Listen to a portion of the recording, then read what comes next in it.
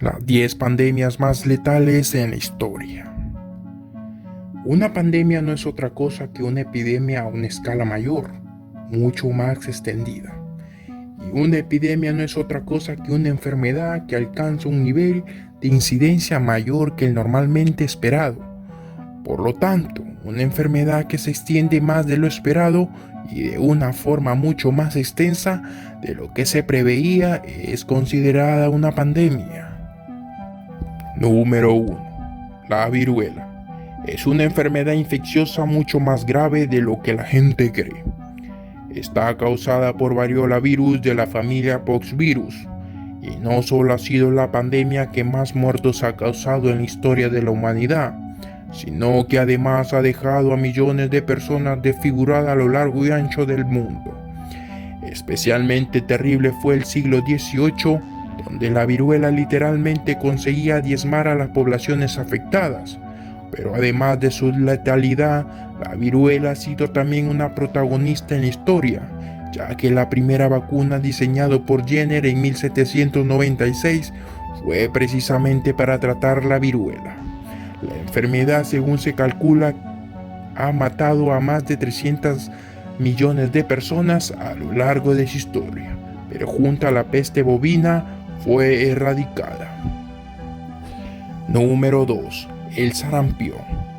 La enfermedad se conoce desde hace más de 3.000 años y su principal problema es la alta tasa de contagio hasta el momento, y aunque se ha sido controlada eficazmente la enfermedad, ha matado a más de 200 millones de personas y todavía no se ha erradicado a pesar de los esfuerzos de la OMS.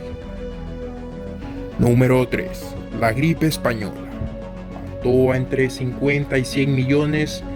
Fue una de las más graves de la historia moderna, al contrario que las dos pandemias anteriores, las cuales se entiende que causaron la muerte de cientos de millones de personas a lo largo de los siglos. La gripe española acabó con la vida entre el 3% y el 6% de la población mundial, es decir, que entre el año 1918 y 1920 se calcula que murieron entre 50 y 100 millones de personas a lo largo del mundo. El término no se debe a que dieran los primeros casos en España, sino a que ese país fue el primero en informar a la población de su existencia. Número 4. La peste negra o bubónica. Fue la pandemia de peste más letal de la historia, aunque necesitó varias décadas de años para causar los estragos de la gripe española. Su renombre esencialmente viene de las implicaciones sociales e históricas. La gripe española fue una gota más en un mundo que se convulsionaba ante la guerra. Casi pasó desapercibida por ser una calamidad que añadir al día a día, pero la peste negra fue una provocación que necesitaba la sociedad para evolucionar en una época de cambio. Las implicaciones sociales e históricas son un hecho tan sumamente importante como los 75 millones de personas que sucumbieron durante la mitad del siglo XIV. Número 5.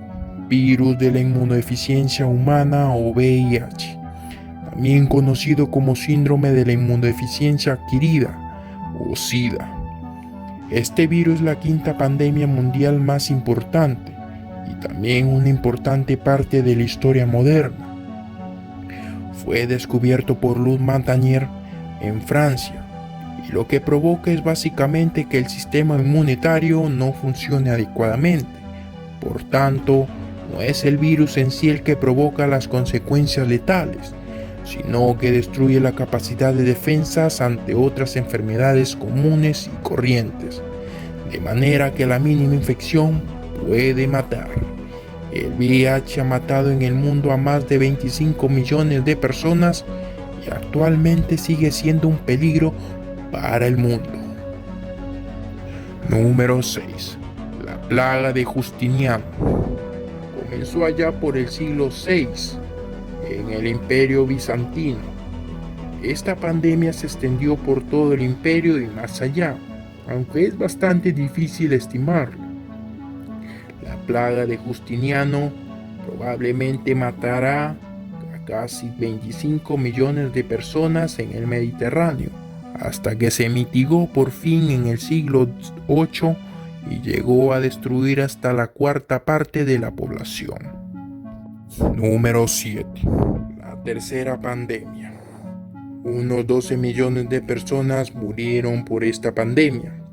Así se denomina comúnmente a la tercera pandemia de peste bubónica, que comenzó en la provincia de Yunnan en China en el siglo XIX. Esta pandemia estuvo activa hasta 1959 y provocó en apenas una decena de años la muerte de más de 12 millones de personas. Yersinia pestis sigue siendo la gran protagonista de las pandemias, habiendo estado presente en numerosas ocasiones y a lo largo de todo el mundo. En esta ocasión le tocó el turno a Asia, donde Manchuria y Mongolia fueron las zonas más castigadas por esta pandemia. Número 8. Tifus. El tifus, no las fiebres tifoideas, son provocadas por el género Rickettsia y supone una de las pandemias actuales, transmitida por vectores como los insectos y otros artrópodos. Aclarando esto, todos los insectos son artrópodos, no todos los artrópodos son insectos.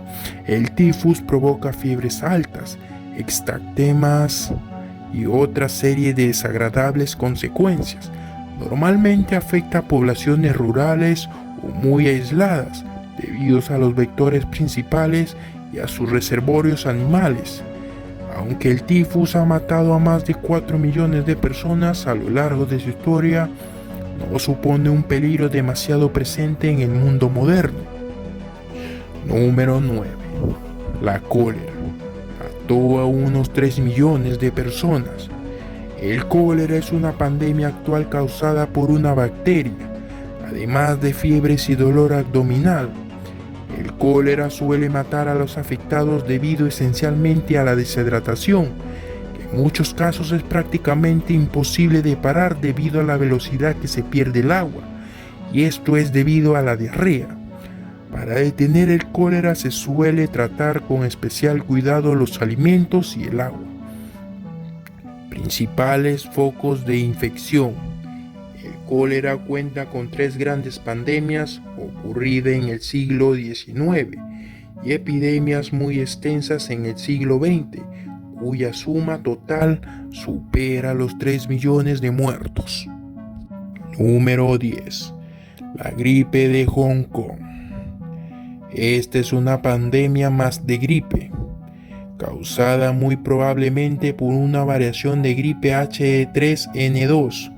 Esta variante que apareció durante el verano podría ser una cepa mutante que se propagó muy poco tiempo por todo el mundo, siguiendo las mismas líneas de difusión que la llamada fiebre asiática de 1957. Esta pandemia de gripe se llevó por delante casi a 1 millón de personas en muy poco tiempo, y es una de las razones por las cuales saltan las alarmas cada vez que se habla de la gripe o de la gripe aviar.